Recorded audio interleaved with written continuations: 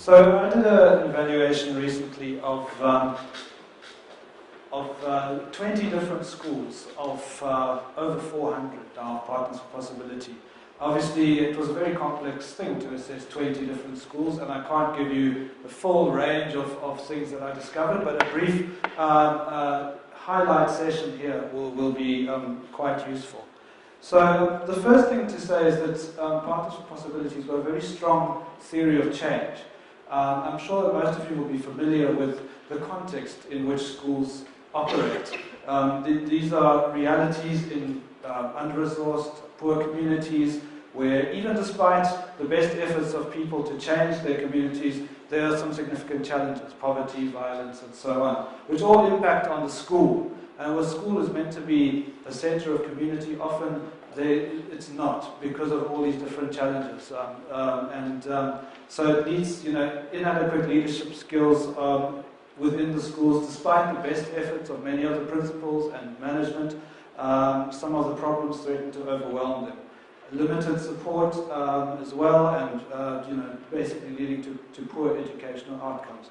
So on the other hand, you have a very successful corporate business sector in South Africa. Lots of skills, lots of people doing lots of things, and there's still this gap between the two different worlds. So how to bring them together? So Partners for Possibilities theory of change is that if they can stimulate partnerships between these two different contexts, get the skills. Money is one thing, bringing in money, putting in a new classroom and so on, but to actually leverage the skills of business people to be involved in assisting better outcomes, I think that's something that Partners for Possibility is really quite keen to do. And so the theory is that when this partnership happens, it can lead to improved leadership capacity amongst principals, school management teams, and even school governing bodies, and improved organizational health and capacity, and put the school back at the center of community. And then really it can lead to improved educational outcomes, and also then, obviously in the long run, as people have said previously on this panel, there's not a quick fix solution, but in the long run, start to have an impact on community itself, on the local context. So I looked at 20 different schools. Partners Possibility started in 2010. They've got up to over 400 schools now, but I was looking at schools that had completed the year. So some of them that have just recently been launched I didn't include because they're still ongoing. So you'll see from my slide there that there were 10 in Cape Town, which are the ones in green. In blue you've got 9 in Johannesburg, and then I did one in Durban, because one of the Joburg schools dropped out. But it gave me a great perspective across 20 different partnerships, all sorts of different partnerships, different school types, different sorts of communities. Some are commuter schools, for example, others are not commuter schools. So different perspectives, different kinds of principles, different kinds of capacity at the schools, but 20 partnerships. To just quickly take you through what they did for those who are not familiar with the process. Some of the partners have already mentioned what happens, but Partners for Possibility has a multifaceted approach where they bring the partners together in a learning process together as thinking partners, and they take them through different content, which is world-class leadership development content. They take them to workshops where they actually put such learning into actual action, led by many of the facilitators who I might add, the principals and the leadership teams are all very enthusiastic about the process they get led through. And then also communities of practice where principals and partners come together in learning circles and actually meet each other at different schools and learn from each other. This is a really, really key part of the program. And then they implement at their own schools action learning. There's face-to-face coaching meetings that the partners have with each other where skills are shared, problems are solved, and people put their thinking caps on and their heads together. And then, of course, there's reflection and then a report back and reflection. So the whole point is that these different facets impact on each other, and it's a developmental process which by the end of the year pushes people, both the business partner and the principals, out of their comfort zones and helps especially the principals and the management teams to discover new meaning and purpose. That's the theory. So what did I find? What I found, and I must add that I chose the schools. I'm an independent evaluator. I wasn't given the schools.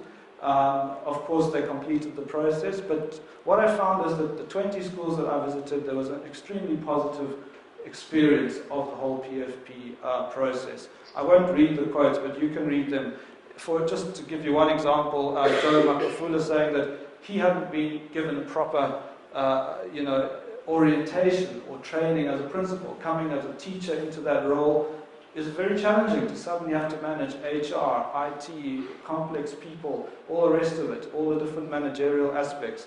And so he said that the Partnership Possibility Program gave him that orientation. Many of the newer principals said the same thing.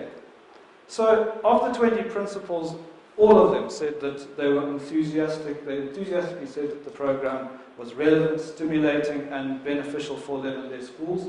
They were all very positive about the content, the value of the content, and the experiential learning workshops. They all found that being part of a learning circle was invaluable. Many of them still have these connections to the principals that they met. People who, in some cases, they said, look, I used to see them as competitors before, and now I see them as partners. Other principals and other schools are linked together in this process. And then, of course, many found it extremely valuable, all of them, should I say, found it extremely valuable to have a business partner, to have a shoulder to lean on, to have someone to help them think through difficult problems.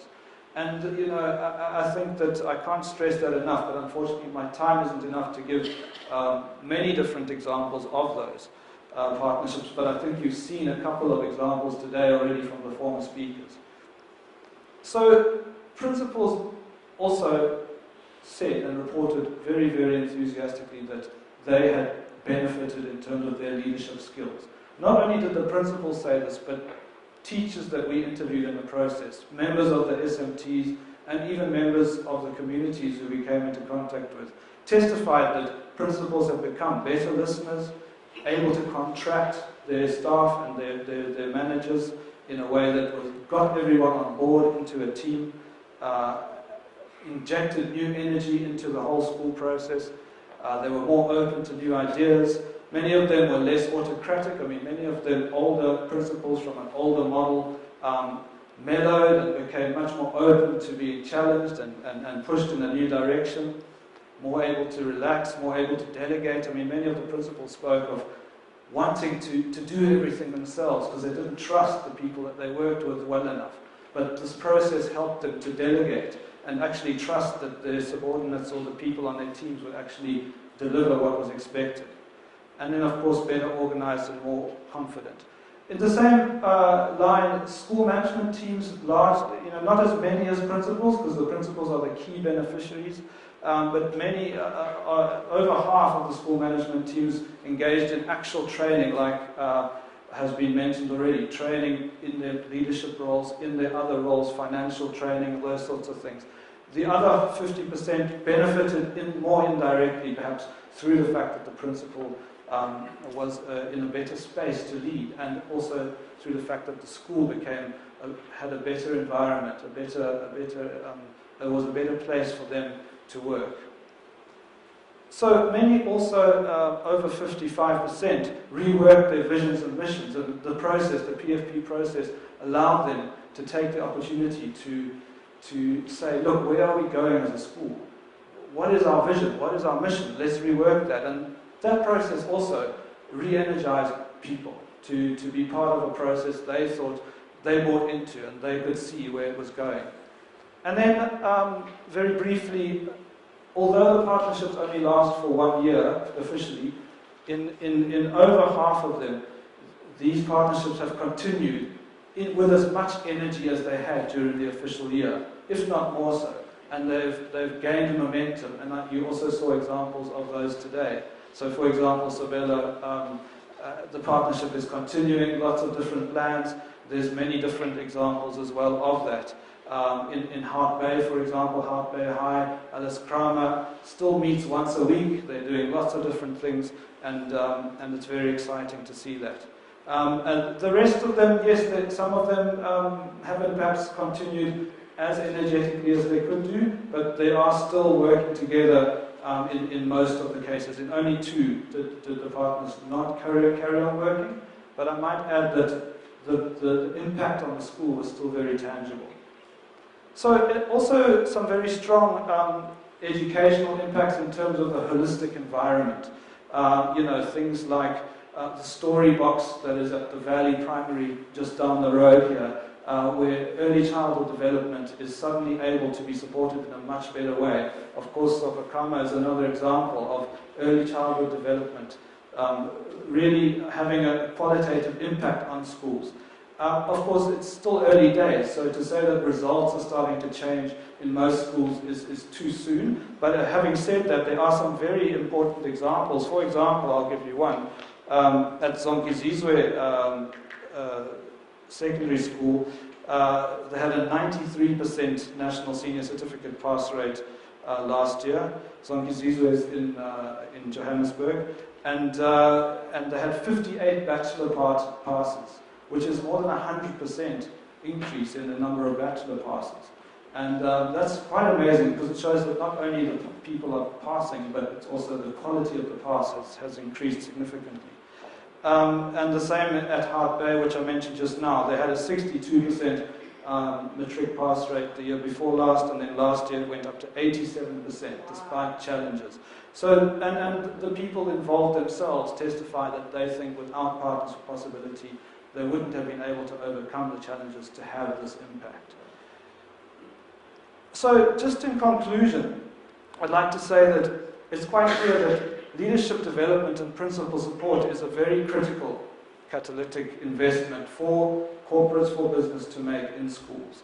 So as was mentioned right at the beginning of this session, it's all very well sort of throwing money at the problem, investing in sort of infrastructure and so on, but I think from my perspective, it's quite clear from my evaluation that investing in the principal can inject new energy into the process and it's also a very frugal, homegrown innovation, which I think everyone should be involved with, and I'm looking forward to seeing what it can achieve in the years ahead as these impacts continue to build on each other.